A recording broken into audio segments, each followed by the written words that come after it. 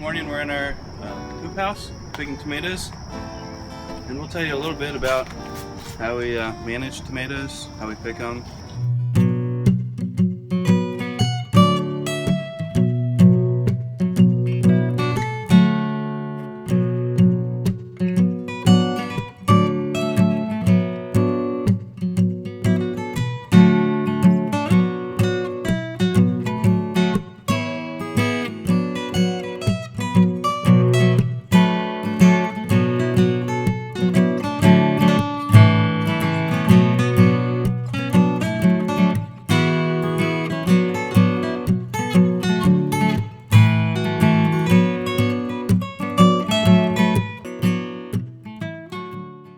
This is only our second year doing it in a hoop house versus just an open field.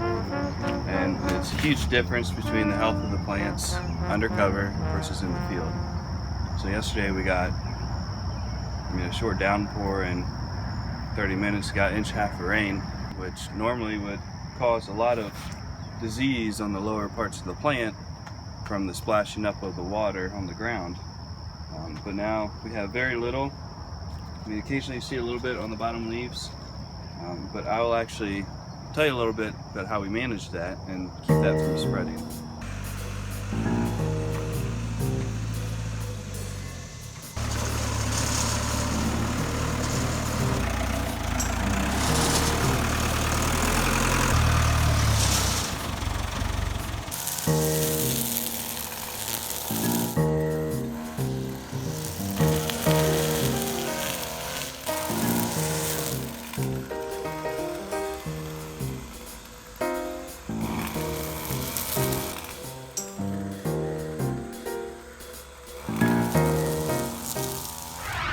Let's go down here a little bit.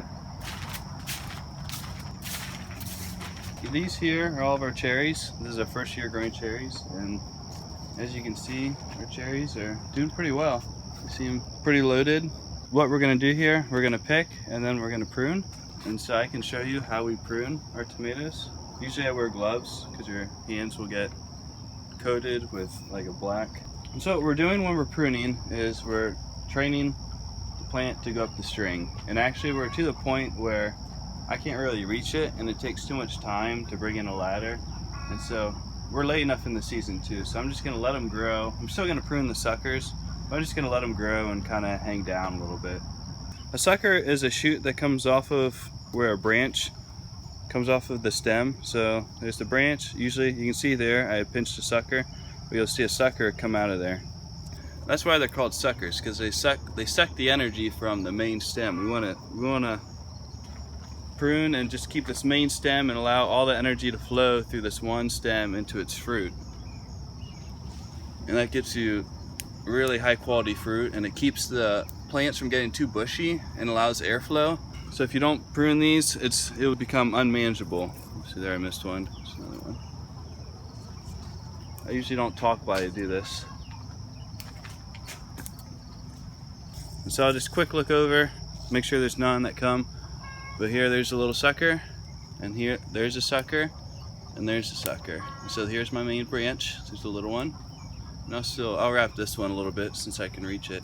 So I just twist it around the rope like that, and it'll keep climbing. The only plants you can do this with on a trellis are indeterminates. So there's two types of tomatoes, indeterminates and determinates. We have some determinates we can show you in a little bit. But indeterminates are the only ones that you can train. Well, you can train determinates, but you're not going to get the production you would if you don't train. Because determinates have a certain point to which they'll grow, pretty much. And indeterminates will keep growing as you prune them, just like a vine.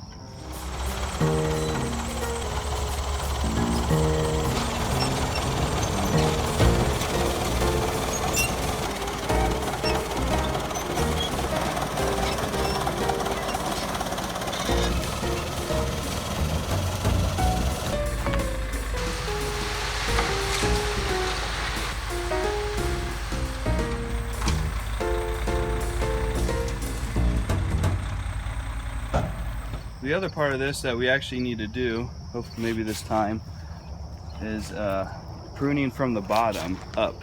So we've pruned a little bit as our fruit has ripened.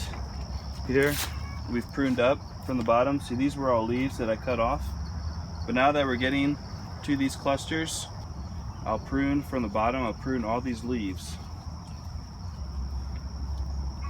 up to about the point where we're picking the tomatoes. And you can go a little bit past if you want to kind of push the fruit, because what the plant thinks then when you take these off is that it's dying, that its leaves are falling off from disease and just that time of year, and so it forces the plant into ripening its fruit. Another thing you want to watch for when you're pruning or managing the tomatoes or doing anything picking is worms. And so this is the time of year, probably end of July, beginning of August for us, especially. For you it might be a little bit different, but we start to see tomato fruit worms, which here we have one that I just saw. So that's the little guy. It'll get a lot bigger. Hasn't found the fruit yet, but what they'll do is they'll keep crawling. There's some. They'll keep crawling, and then once they get to the fruit, they'll just bore holes in the fruit and eat them away, which obviously makes it unmarketable. One thing you could do is you could spray BT and try to control them, but we try to stay away from that. The fruit worms are easy to tell where they are. Their damage is right there, and they don't go too far from it. Where hornworms are a little bit harder to find, and I mean they can travel quite a ways. They can take out quite a bit.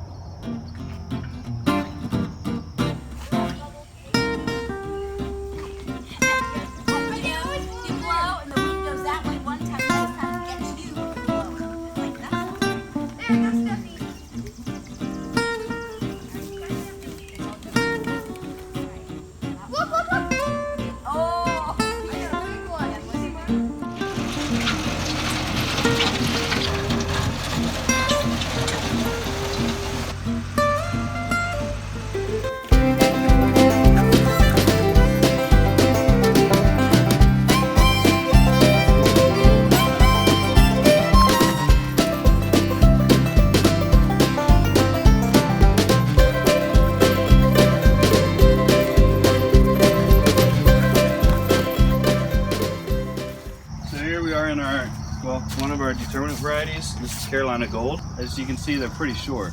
These are only about, like, I don't know, 3.5 feet, maybe 4, and they put on a lot of fruit. As far as not cracking, not really having any blemishes on them. You lost your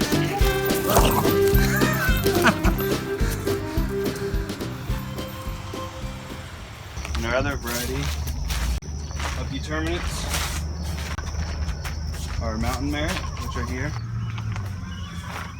And this is a good sized one that we have this year, but in the past I would say this is a little bit on the small side because these can get pretty big.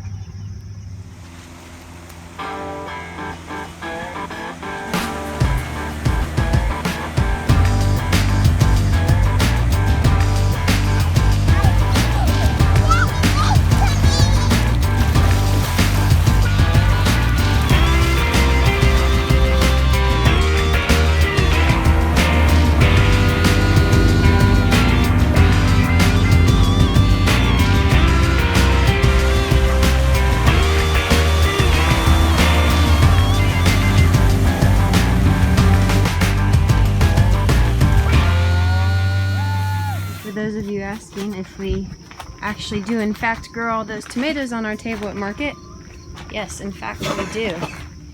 And that's part of the reason we stay so busy all the time.